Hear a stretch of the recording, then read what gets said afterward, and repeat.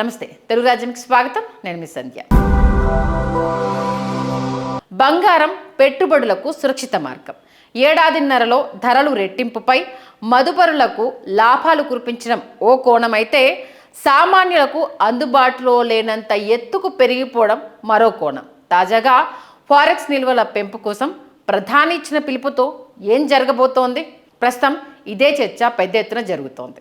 Iran యుద్ధం కొలిక్కి రాకపోవడం, ఏ క్షణాన ఏం జరుగుతుందో తెలియని పరిస్థితుల్లో గత ఆదివారం ప్రధాని నరేంద్ర మోదీ బంగారం కొనవద్దనిచ్చిన పిలుపుతో ధరలు అమాంతం పెరగడం మొదలైంది.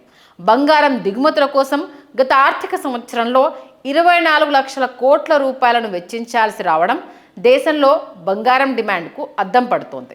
సామాన్యుల నుంచి బ్యాంకుల వరకు తమ బంగారం నిల్వలను పెంచుకోవడానికి పెద్ద ఎత్తున నగదు వినియోగిస్తూ ఉండడంతో దేశంలో ఆర్థిక పరిస్థితులు దిగజారిపోతాయనే ముందస్తు హెచ్చరికల నేపథ్యంలో ప్రధాని పొదుపు మంత్రాన్ని జపిస్తున్నారు. బంగారం కొనొద్దన్న సూచనలతో కేంద్రం ఆగలేదు. పసిడి కొనుగోళ్లను నిరుత్సాహపరిచేందుకు బంగారం, వెండిపై దిగుమతి సుంకాన్ని 15% పెంచింది. దీంతో బంగారం కొనుగోళ్లు అదుపులోకి వస్తాయని ఆశిస్తోంది. బుధవారం అర్ధరాత్రి నుంచి కొత్త సుంకాలు అమల్లోకి రావడంతో ధరలు పెరగడం మొదలైంది. ఒక్క రోజులోనే గ్రాము ధర దాదాపు 1500 రూపాయలు పెరిగింది. పెంచిన పన్నులపై అదనంగా 3% జీఎస్టీ వసూలు చేస్తుండడంతో పన్ను భారం 18%కి పెరిగింది. అంటే ఏ రేంజ్లో ఉందో అర్థం చేసుకోవచ్చు. ఏడాది పాటు బంగారం కొనుగోళ్లు చెయ్యొద్దు, విదేశీ పర్యటనలు, వేడుకలకు దూరంగా ఉండాలి, వర్క్ ఫ్రం హోమ్ చేయాలంటూ ప్రధాని ఇచ్చిన పిలుపుతో జనంలో ఒకంత గందరగోళం నెలకొంది. ఈ ఏడాది జనవరిలో బంగారం, వెండి ధరలు ఒక్కసారిగా పరుగులు పెట్టాయి. ఒక దశలో బంగారం 18,000కు చేరువ అవుతుంది అని భావించారు. వెండి కిలో 3.5 లక్షలు దాటేసింది. దీంతో జనం భారీ లాభాల ఆశతో ఎడాపెడా వెండి కొనుగోళ్లు చేశారు. మార్కెట్ కరెక్షన్స్ ప్రభావంతో అది ఒక్కసారిగా కుప్పకూలిపోయింది. దీంతో చాలామంది మదుపరులు నష్టపోయారు. పెట్టుబడులు వెనక్కి రావనే ఆందోళన నెలకొంది. తాజాగా ప్రభుత్వం తీసుకున్న నిర్ణయంతో మళ్ళీ ధరల పెరుగుదల మొదలైంది. బంగారంపై భారతీయులకు ఉన్నది మోజు మాత్రమే కాదు, భవిష్యత్తుకు భరోసా, కష్టకాలంలో ఆదుకునే పెట్టుబడి, లాభాలు తెచ్చిపెట్టే నమ్మకంగా భావిస్తారు. అందుకే చేతిలో కాస్త నగదు ఉంటే బంగారం పైనే పెట్టుబడి పెట్టడానికి ప్రాధాన్యత ఇస్తారు. ఆపత్కాలంలో దాన్ని నగదుగా మార్చుకునే వెసులుబాటు ఉండడమే దీనికి కారణం. అయితే ఇప్పుడు ఆ పరిస్థితులు తారుమారయ్యాయి. అంతర్జాతీయంగా మార్కెట్లు ఒడిదుడుకుల్ని ఎదుర్కొంటోంది. సాఫ్ట్వేర్ ఉద్యోగాలు సంక్షోభంలో ఉన్నాయి. పెట్టుబడి ఎక్కడ సురక్షితమనే దానిలో గందరగోళ పరిస్థితులు ఉన్నాయి. ఇక బంగారం దిగుమతులపై 6% ఉన్న బేసిక్ కస్టమ్స్ డ్యూటీ 15%, ప్లాటినంపై 6.4% నుంచి 15.4%కి కస్టమ్స్ డ్యూటీ పెరిగింది. దీనికి జీఎస్టీ 3% అదనంగా వసూలు చేస్తారు. పెరిగిన సుంకాల్లో 5% వ్యవసాయక మౌలిక సదుపాయాల కల్పన, అభివృద్ధి సెస్సు ఉంటుంది. బుధవారం నుంచి మార్కెట్లో ఈ ధరలు అమల్లోకి వచ్చాయి. ఆభరణాలు, విడిభాగాలు, కాయిన్లు, కడ్డీలు అన్నింటికీ ఈ ధరలు వర్తిస్తాయి. దేశీయ మార్కెట్లో బంగారం ధరలు మరింత పెరగబోతున్నాయి. గురువారం ఉదయానికి గ్రాము ధర 17,000కు చేరువలో ఉంది. ఆ ధర ఎక్కడ స్థిరపడుతుందో అనే స్పష్టత ఎక్కడా లేదు. మరోవైపు వెండిపై కూడా పన్నుల భారం పడింది. 9.18% నుంచి 18.45%కి పన్నులు పెరిగాయి. దిగుమతులు పెరిగి వినియోగం పెరిగితే కృత్రిమ కొరత ఏర్పడే ప్రమాదం కూడా ఉంది. ఇక వినియోగదారుడు కొనుగోలు చేసే ప్రతి 10 గ్రాముల బంగారంపై అన్ని పన్నులు జీఎస్టీతో కలుపుకొని దాదాపు 27,000 వరకు చెల్లించాల్సి ఉంటుంది. అంతర్జాతీయంగా నెలకొన్న యుద్ధ పరిస్థితులు, ఇరాన్ నుంచి చమురు దిగుమతులకు ఆటంకాలు, ఫారెక్స్ నిల్వలు తరిగిపోవడం, సుంకాల పెంపు కారణంగా ప్రభుత్వం చెబుతోంది. ధరల నియంత్రణకు పొదుపు మార్గం సాయపడుతుందని భావిస్తున్నా ప్రజలపై మాత్రం ఒత్తిడి పెరుగుతోంది.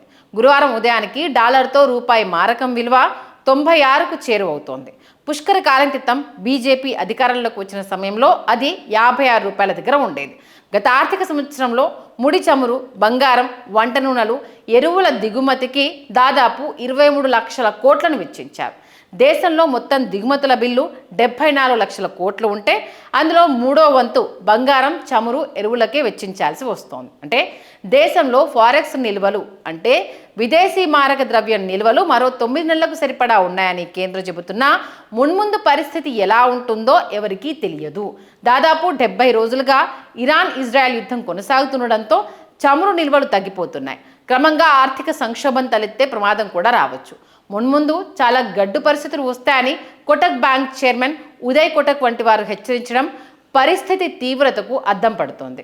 బంగారం కొనొద్దని ప్రధాని ప్రకటన, ధరల పెంపు నిర్ణయంతో మార్కెట్ల పతనం కొనసాగుతోంది.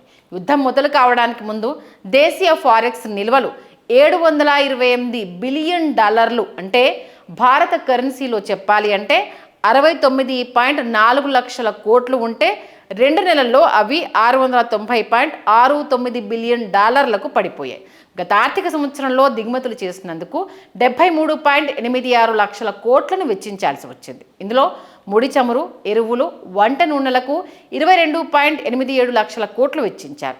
ప్రస్తుతం బంగారం కొనుగోళ్లు, ఇంధనం, వంట నూనెల వినియోగంలో 10% పొదుపు సాధించి ఎరువుల వినియోగం 50% తగ్గిస్తే ఏడాదికి $4,500 కోట్ల ఆదా అవుతాయి. అంటే దాదాపు 4.3 లక్షల కోట్ల ఇది సమానం.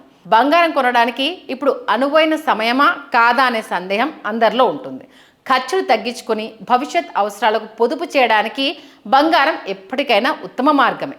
తగినంత నగదు పొదుపు అందుబాటులో ఉంటే త్వరగా లాభాలు పొందడానికి బంగారాన్ని మించిన మార్గం మరొకటి ఉండదు.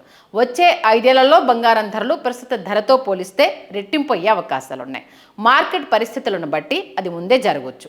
అంతర్జాతీయ మార్కెట్లో సర్దుబాటు జరిగినా ధరలు గణనీయంగా తగ్గిపోయే అవకాశం మాత్రం ఉండదు. ఎందుకంటే బంగారం ఉత్పత్తి పెరగదు కాబట్టి. డబ్బులు దాచుకోవడానికి బంగారం ఉత్తమ పెట్టుబడి, కానీ అప్పులు చేసి అందులో పెట్టుబడులు పెట్టడం మాత్రం సురక్షితం కాదు. హలో, తెలుగు రాజ్యం ఛానల్ చూస్తున్నారా? సామాజిక, రాజకీయ, జీవన చిత్రణే తెలుగు రాజ్యం. అతిశయోక్తులు, అసత్యాలు ఉండవు. రాజకీయ కోణం కాదు, ప్రజా కోణమే కొలబద్ద. తెలుగు రాజ్యం వీక్షణ మీ ఉత్తమ అభిరుచికి నిదర్శనం.